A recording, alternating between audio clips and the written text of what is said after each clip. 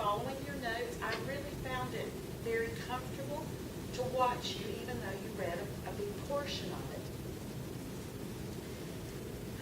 My biggest criticism, and it's almost a criticism of the club and our leadership, and I'm not sure we've communicated this exactly, but there is no rule that says you have to do these speeches 1 and then 2 and then 3 and then 4 and then 5.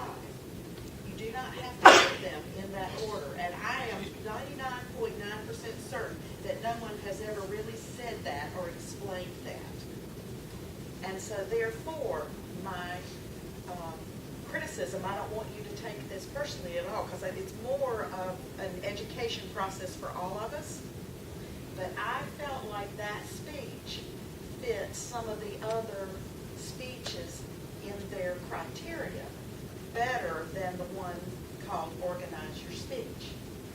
Because the Organize Your Speech needs to have some points that are supported by research and background, and you have to do transitions. And this was more along the lines of maybe project 4, how to say it.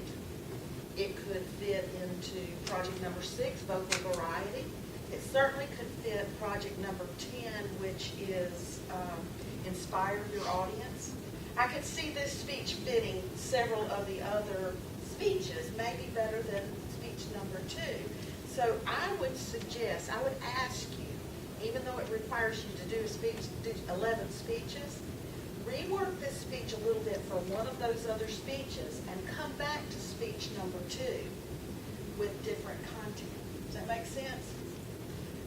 But the other thing I want to challenge you, because I know you can do this, even though you read it and it wasn't distracting, I think if you came out here and told that story, you could take that story on the road. That is an awesome, awesome story. You are a writer.